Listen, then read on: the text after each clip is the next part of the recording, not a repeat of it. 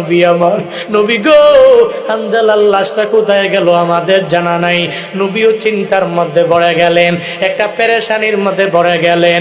আমার হানজালার লাশ কোথায় চলে গেল, নাকি কাফেরেরা নিয়ে নিয়ে চলে গেল।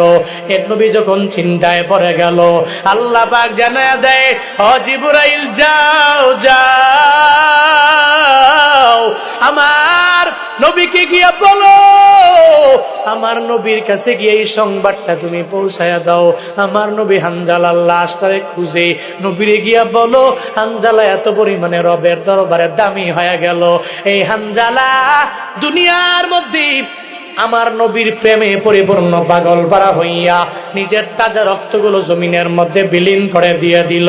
নিজের জীবনটারে জীবন মনে করে নাই রে।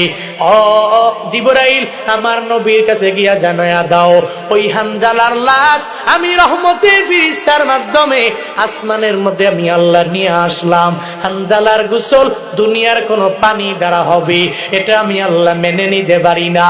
ওই হানজালার গোসল রহমতের ফেরেশতাদের মাধ্যমে আসমানে হাউজে কাউসারের পানি দিয়া আমার মাওলা দিয়া দিছে। সুবহানাল্লাহ।